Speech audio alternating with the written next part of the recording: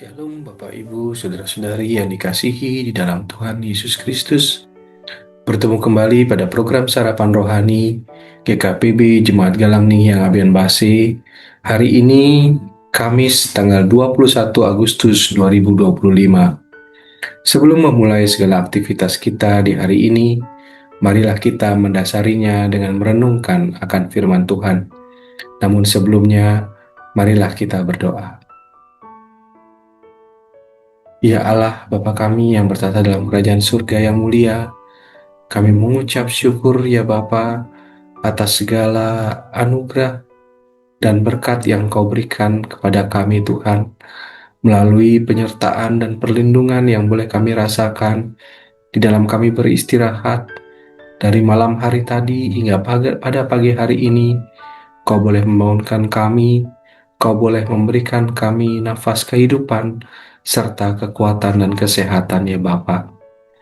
Ya Bapa, pada pagi hari ini, di mana sebelum kami melaksanakan segala aktivitas dan pekerjaan kami Tuhan, kami rindu untuk mendasarinya dengan merenungkan akan firman-Mu Bapa. Biarlah Tuhan Yesus yang mempersiapkan hati kami, Tuhan Yesus yang mempersiapkan pikiran kami, sehingga semuanya itu boleh tertuju kepada firman-Mu Tuhan. Dan biarkanlah firman-Mu boleh menjadi terang dalam setiap kami melangkah dalam kehidupan kami Tuhan. Biarlah setiap kami yang mendengarkan firman-Mu Tuhan dan yang merenungkannya boleh mendapatkan berkat yang luar biasa Tuhan, sehingga di dalam kami melaksanakan segala aktivitas kami boleh melangkah bersama dengan Engkau Tuhan. Terima kasih Bapa, kami telah siap untuk membaca dan merenungkan akan firman-Mu. Biarlah Tuhan Yesus yang menolong dan menuntun kami pada pagi hari ini. Terima kasih Bapa, inilah doa kami yang kami naikkan dalam nama Tuhan kami Yesus Kristus. Haleluya. Amin. Pembacaan firman Tuhan pada hari ini yang disiapkan di dalam Puji dan Janji terambil dari kitab Kejadian pasal 3 ayat yang ke-19 serta dari Galatia pasal 6 ayat yang ke-8.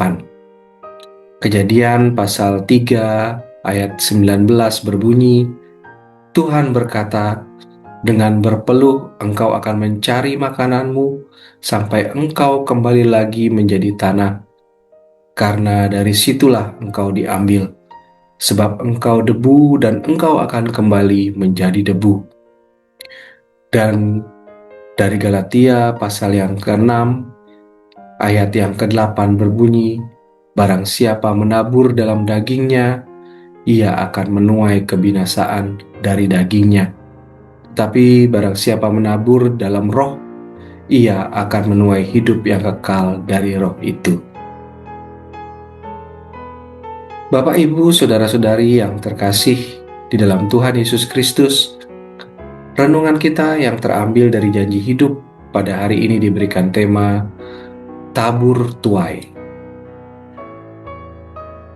Bapak, Ibu yang terkasih, saya akan memulai renungan pada pagi hari ini dengan sebuah cerita ilustrasi. Di sebuah desa kecil, hiduplah seorang petani bernama Pak Raka. Ia dikenal sebagai orang yang sangat rajin, tetapi juga terkenal dengan ketidaksabaran dan sering mengabaikan nasihat dari orang lain. Pada suatu hari ia hendak menanam padi di ladangnya atau di sawahnya. Saat sedang mempersiapkan benih, seorang tetangganya, yaitu Pak Tono, menegur, Pak Raka, benih yang Bapak pakai itu benih rumput liar, bukan benih padi. Kalau Bapak tanam itu, nanti bukan padi yang tumbuh, tetapi ilalang dan semak. Tapi Pak Raka tidak peduli. Ia menjawab dengan enteng, semua benih sama saja. Yang penting saya rajin siram dan pupuk, pasti tumbuh bagus. Maka Pak Raka menaburkan benih itu di seluruh ladangnya atau sawahnya. Lalu dengan tekun ia menyiram dan memupuk setiap hari. Beberapa bulan kemudian, ladangnya pun hijau, tapi bukan dengan padi, melainkan ilalang liar yang tidak bisa dipanen dan bahkan menyedot semua nutrisi tanah. Pak Raka kecewa dan berkata, "Kenapa Tuhan tidak memberkati saya, padahal saya rajin merawat ladang atau sawah ini?" Pak Tono tetangganya menjawab dengan bijak, "Bukan soal seberapa rajin kita merawat, Pak, tapi apa yang kita tanam. Kalau kita tanam benih yang salah, kita tidak bisa berharap dengan hasil yang benar." Bapak Ibu, di dalam kekristenan, kita tentu mengenal prinsip tabur tuai. Prinsip ini tidak lain mengungkapkan bahwa setiap manusia memiliki kehendak bebas untuk menentukan pilihannya sendiri. Setiap pilihan tentu ada konsekuensinya masing-masing, baik itu konsekuensi yang positif ataupun yang negatif. Oleh karena itulah, kita sering mendengar prinsip tabur tuai adalah apa yang kita tabur, itu yang akan nanti kita tuai. Kedua firman Tuhan yang kita baca pada hari ini juga memperlihatkan bagaimana prinsip tabur tuai terjadi dalam hidup manusia. Melalui Kejadian pasal 3 ayat yang 19, kita melihat bagaimana manusia, yaitu Adam dan Hawa, mendapat konsekuensinya ketika memilih untuk hidup menjadi seperti Allah dengan memakan buah pengetahuan tentang yang baik dan yang jahat, atau buah larangan dari Allah. Hidup mereka yang awalnya sangat baik, pada akhirnya berubah menjadi penuh kerja keras, penuh penderitaan, dan mengalami kematian secara rohani, sebab relasinya dengan Allah menjadi jauh. Mereka juga nantinya akan mengalami kematian jasmani, sebab apa yang berasal dari debu akan kembali lagi kepada debu. Lalu pada Galatia pasal yang ke-6, ayat yang ke-8 pun menegaskan hal serupa kepada kita bahwa hidup ini seperti menabur benih. Apabila kita menabur daging, yakni hidup dalam keinginan diri sendiri dan keberdosaan kita, maka yang akan kita tuai adalah kebinasaan. Sebaliknya, apabila kita menabur dalam roh, yakni hidup menurut kehendak Tuhan, maka kita akan menerima hidup yang kekal. Melalui kedua firman ini, kita diingatkan bahwa hidup di dunia ini sementara. Kita bukan pemilik kehidupan, tetapi Allah lah sang pemilik kehidupan ini. Setiap manusia telah diberikan kebebasan untuk memilih. Kita boleh memilih apa saja yang tentunya ada risiko baik ataupun buruk. Maka pakailah kesempatan hidup ini dengan sebaik mungkin. Seperti cerita ilustrasi yang tadi kita dengar, janganlah kita salah menabur benih di dalam kehidupan ini. Taburlah segala yang baik dan berkenan di hadapan Allah. Apa yang menjadi tanggung jawab dan tugas pelayanan kita di dunia ini, lakukanlah itu dengan penuh sukacita. Di saat kita setia pada perkara yang kecil, Tuhan akan mempercayakan pada perkara-perkara yang lebih besar. Dengan memilih yang terbaik, menabur yang terbaik, maka kita akan menuai hasil yang terbaik pula di dalam Allah. Amin. Mari kita berdoa.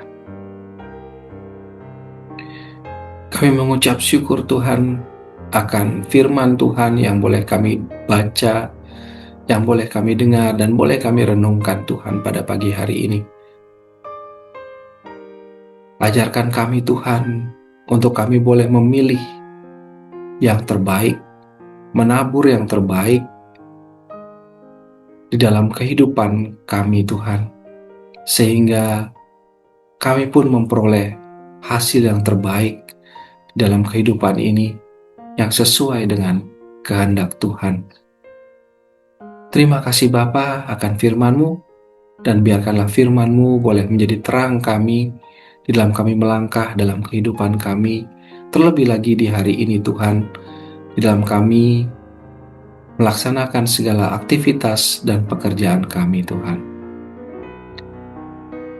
Ya Bapa, saat ini juga kami berdoa Tuhan, untuk setiap kami, setiap jemaat-Mu di Galang Nihiang ini Bapa, dalam setiap kami yang memiliki pergumulan dalam kehidupan, Bapa, kami manusia yang tidak luput dari pergumulan Tuhan. Namun kami percaya Tuhan, Tuhan yang akan menolong kami, Tuhan yang akan menguatkan kami, Tuhan juga yang akan menghibur kami dalam setiap pergumulan yang boleh kami hadapi. Dan biarkanlah kami boleh berjalan bersama Tuhan untuk menghadapi pergumulan hidup yang kami hadapi.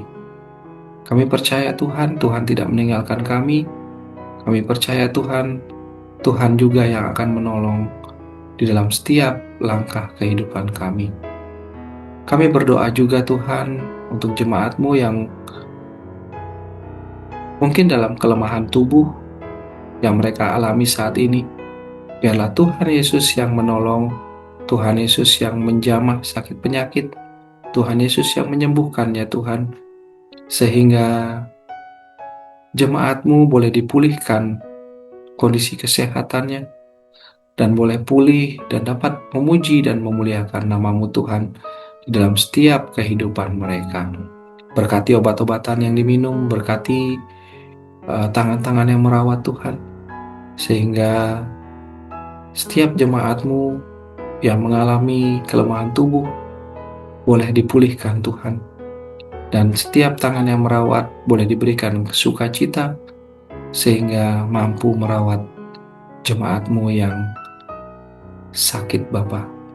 Terima kasih Bapa, kami menyerahkan kehidupan bergereja kami di Galang Nihiang ini. Biarlah Tuhan Yesus juga yang menuntun kami, memberikan kami pertumbuhan iman Tuhan di dalam Engkau, sehingga kami semua boleh selalu berada dalam perlindungan Tuhan dan boleh selalu rindu bersekutu dengan Engkau Bapa. Berkati setiap kami Tuhan, berkati bangsa ini, berkati pemimpin-pemimpin kami di dalam mereka memimpin bangsa ini Tuhan, sehingga mereka boleh memiliki hati yang takut akan Engkau dan boleh menjadi pemimpin yang sesuai dengan apa yang Engkau inginkan di dalam memimpin bangsa kami Tuhan. Terima kasih Bapa, berkati Ibu Pendeta, berkati Bapak Ibu Majelis Tuhan dalam setiap pelayanan mereka. Biarlah Tuhan Yesus yang menolong, biarlah Tuhan Yesus yang memberkati. Kami serahkan kehidupan kami semua Tuhan ke dalam tangan-Mu. Biarlah Tuhan Yesus yang berkarya dalam kehidupan kami. Ampuni segala dosa dan kesalahan kami Tuhan, yang kami lakukan yang melawan kehendak-Mu Bapa. Biarlah Tuhan Yesus yang menyucikan, menguduskan kami. Kami mengucap syukur akan pengampunan yang Kau berikan Tuhan. Terima kasih Bapa. Setiap doa yang tidak terucap Tuhan, kami percaya Tuhan Yesus yang mengetahui setiap hati, setiap pikiran kami Tuhan. Biarlah Tuhan Yesus yang memberkati doa-doa yang tidak terucap itu Tuhan. Terima kasih Bapa. Inilah doa kami Tuhan, yang kami naikkan hanya di dalam satu nama Tuhan kami Yesus Kristus, yang merupakan juru selamat dan penebus kami. Haleluya. Amin. Bapak Ibu yang terkasih, demikianlah renungan yang sudah kita dengarkan tadi, dan biarlah renungan tersebut boleh menjadi dasar bagi kita untuk kita melaksanakan segala aktivitas kita di hari ini. Tuhan Yesus selalu menyertai dan memberkati kita. Shalom.